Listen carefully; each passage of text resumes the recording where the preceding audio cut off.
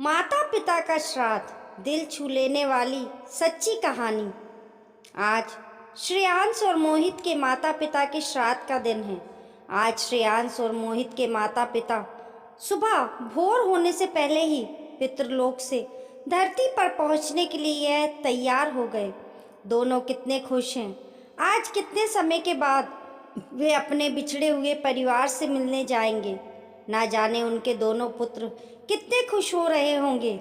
आज माता पिता को श्राद्ध करवाने के लिए दोनों को हम बहुत सारा आशीर्वाद देंगे। ना जाने कितनी कल्पनाएं लिए वे श्रेयांश और मोहित से मिलने की खातिर धरती के लिए रवाना हुए। जब वे धरती पर पहुंचे तो उनको पितृलोक के गणों ने आदेश दिया कि आज शाम को सब अपने घर से श्राद्ध लेकर यहीं इस नदी के किनारे पहुंच जाना।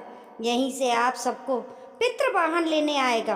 अब पितृगणों से विदा ले सब पूर्वज अपने अपने घर के लिए निकल लिए।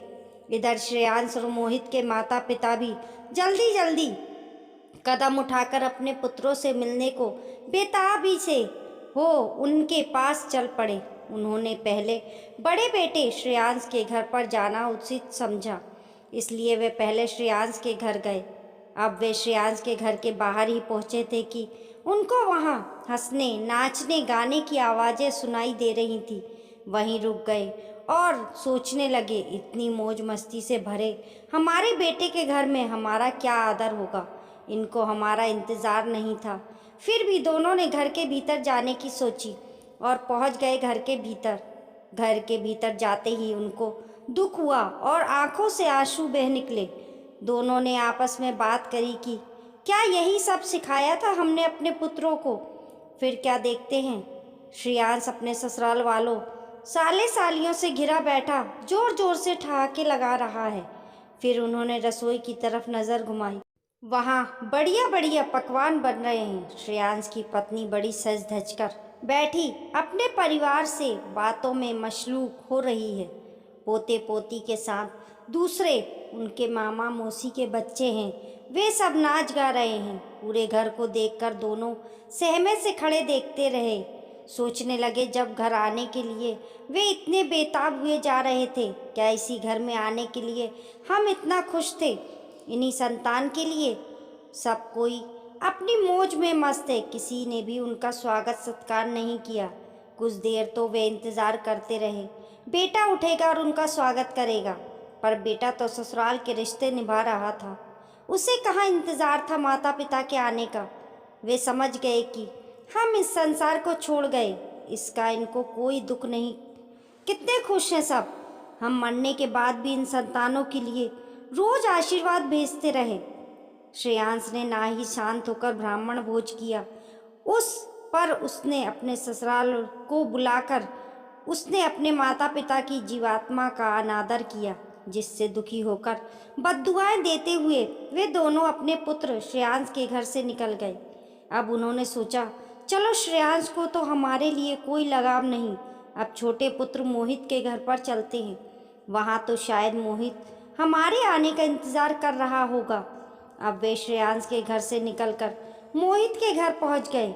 जैसे ही मोहित के घर के पास पहुँचे, उन्हें अपनी बहू मोहित की पत्नी के कुछ गुनगुनाने की आवाज़ सुनाई दी और देखा कि घर के अंदर से खुशबू आ रही है। वे बहुत खुश हुए। सोचा, बहू हमारे लिए भोजन तैयार कर रही होगी, इसलिए इतनी भीनी भीनी खुशबू घर से आ रही है। अब वे जल्दी से कदम बढ़ाते हुए मोहित के घर के भीतर पहुँचे। जैसे ही वे मोहित के घर के भीतर पहुँचे तो क्या देखते हैं कि बहू ने हाथ में उपला गाय के गोबर से बने हुए कंडों ले रखे हैं। उस पर उसने कुछ सुगंधित सामग्री डाल दी है और उस उबले को जलाकर उसका धुआं घर में दे रही है और पितृ के लिए मंत्र जाप कर रही है। बहू अपने पति मोहित से कह रही है, आज हमारे माता पिता का श्राद्ध है और हम कितने अभागे हैं कि उनको घर पर बुलाकर भोजन भी भेंट नहीं कर सकते। मैंने एक ब्राह्मण से सुना था कि अगर हम पितृ को भोजन करवाने में असमर्थ हो तो उनको धूप दीप से उनकी आत्मा को शांति पहुंचा सकते हैं। इसलिए मैं इस उपले से घर में धूप कर रही हूँ, इससे माता पिता की आत्मा को जरूर तृप्ति मिल जाएगी। वे सब बात समझ जाते हैं कि श्रेयांश ने सारा धन अकेले हड़प लिया है और अपने छोटे भाई को कुछ भी नहीं दिया है। श्रेयांश तो मौज से रह रहा है, उसके ससुराल वाले हमारी जमा पूंजी को उड़ा रहे हैं। इधर हमारा छोटा बेटा बेचारा भूख से लड़ रहा है। पर उनकी आत्मा को तृप्ति मिल गई थी, क्योंकि मोहित और उसकी पत्नी दोनों को माता पिता के श्राद्ध की चिंता थी। पास में पैसा नहीं तो क्या, पर मन में माता पिता के लिए स्थान आज भी है। वे मोहित और उसके पूरे परिवार को आशीर्वाद देते हुए वापस रवाना हो गए। दोनों सोचने लगे, कितनी चाहत थी हमें अपने परिवार को देखने की। सोचते थे वे कितना याद करते होंगे हमें, हमने कितने प्यार से पाल पोस कर बड़ा किया था दोनों को। आंखों में आंसू लिए बेचारे माता पिता अपने गंतव्य स्थान जहां उन्हें पहुंचने के निर्देश मिले थे वहां पहुंचकर एक पेड़ की छांव के नीचे दोनों बैठ जाते हैं। दोनों की आंखें आंसू से लवलेश हैं। अब श्रेयांश और मोहित के माता के हाथ में पोटली देखकर उनके पिता ने पूछा, ये पोटली कहाँ से लाई हो, इसमें क्या है? इस पर मोहित की माता की जीवात्मा ने कहा, ये पोटली मैं मोहित से के घर से लाई। इसमें मोहित की पत्नी ने जो धूप हमें अर्पित की थी उसकी राख है।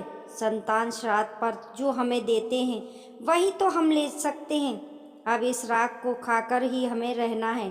बेचारे दोनों जीवात्मा वहीं राख खाने लगते हैं।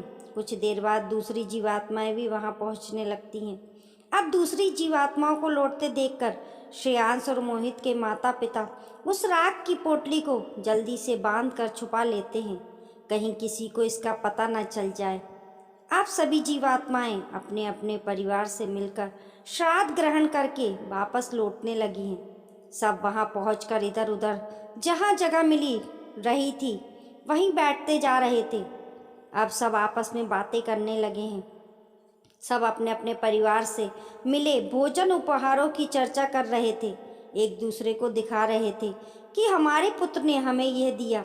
कोई कह रहा है कि हमारे पुत्र ने हमें कितने सुंदर कीमती वस्त्र हमें पहनाए हैं। कोई दिखा रहा है कि देखो मेरे पुत्र को आज भी मेरी पसंद मालूम है, इसलिए उसने मुझे ये उपहार दिया। अब सब अपनी संतानों की तारीफ कर रहे हैं। कोई बोल रहा, मुझे जैसा खाना पसंद है ठीक वैसा ही खाना आज मेरे लिए मेरे परिवार ने बनाया था।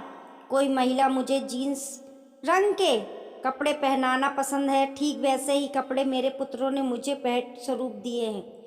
किसी के पुत्रों ने क्या भेंट किया है, किसी के पुत्र ने क्या दिया, सब एक दूसरे को दिखा रहे हैं। उसके पास पोटली में बढ़िया बढ़िया भोजन की खुशबू आ रही है। अब सब अपनी अपनी पोटली से पकवान निकाल कर खा रहे हैं।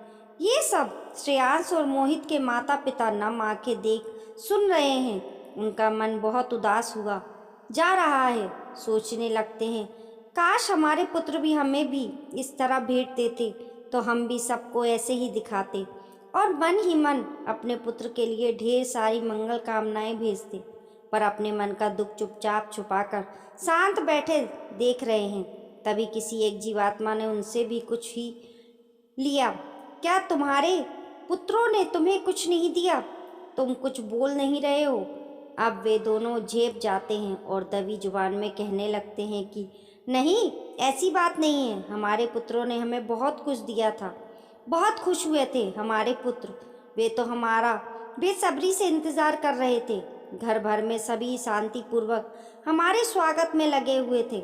बहुत से पकवान बनाए थे उन्होंने, हमने इतना खाया कि अब हमें भूख भी नहीं लग रही है।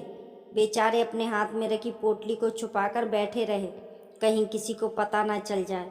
तभी एक जीवात्मा ने उनकी पोटली छीनकर देखने लगा।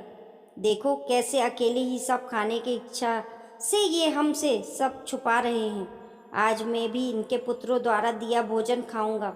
इतना कहकर वह पोटली खोलता है, तभी उसमें से राख नीचे गिर जाती है। अब सबको पता चल जाता है कि इनकी संतानों ने इनका तिरस्कार किया है, उन्होंने इनके नाम का श्राद्ध नहीं किया है, इसीलिए बेचारे चुपचाप बैठे हैं। अब तो सभी जीवात्माओं को उन पर तरस आता है और सब अपने अपने भोजन में से कुछ भोजन उन दोनों को देते हैं और सब मिल बांट कर खा लेते हैं। और अब पितृलोक से वाहन उन्हें लेने आता है। सब उस वाहन पर बैठकर वापस पितृलोक में चले जाते हैं। अगले श्राद्ध पर फिर लौटकर धरती पर आएंगे। इसी आशा के साथ वे सब धरती से विदा लेते हैं। हकीकत में होता भी है, जीव आत्माएं होती हैं, वे पितृलोक में रहती हैं। जब उनकी पुण्यतिथि और श्राद्ध होता है तब वे धरती पर अपने वंशधरों से मिलने आती हैं। जब भी हमारे घरों में कोई उत्सव, शादी, विवाह आदि होते हैं तो हम अपने पितरों के नाम से कुछ वस्तुएं दान करते हैं और यही वस्तुएं हमारे पूर्वजों को पितृलोक में मिल जाती हैं। वे हमारे से मिलने, उपहारों, भोजन आदि पाकर पितृलोक में आनंद से रहते हैं। जब भी कोई उपहार हम हमारे पितरों को देते हैं तो पितृलोक के गण उन सब वस्तुओं को ले जाकर पितृदेव को देते हैं और फिर हमारे पूर्वजों में जो मुखिया होते हैं वे उन सब पूर्वजों को बुलाकर पितृदेव के पास ले जाते हैं। फिर जिसके नाम से जो और जितना दान उसके वंशधरों ने किया होता है उसके नाम से पितृदेव उसे देते हैं। इस तरह हमारे द्वारा दान किए पितृ निमित्त सामान उन तक पहुंच जाता है। यही सच्चाई है, यह अंधविश्वास नहीं है, हकीकत है। अपने परिवार से प्रेम भाव रखिए। यही हमारी भारतीय संस्कृति का आधार है कि हम जीवित लोगों की तो परवाह कितनी करते हैं। इसका ज्ञान इस महान सोच से पता चलता है कि जब हम मृत जीवों से भी प्रेम करते हैं, उनकी याद में उनके नाम से कुछ ना कुछ जरूर दान करते हैं। यही सब कारण है जो हम भारतीयों के दिल में प्यार को सहेजे रखती है। तभी तो सभी भारतीय सद्भावना से देश प्रेम के भाव रखते हुए आपस में सौहार्दपूर्ण व्यवहार करते हैं। दोस्तों, ये कहानी पसंद आने पर लाइक करें और हमारे YouTube परिवार का हिस्सा बनने के लिए चैनल को सब्सक्राइब करें।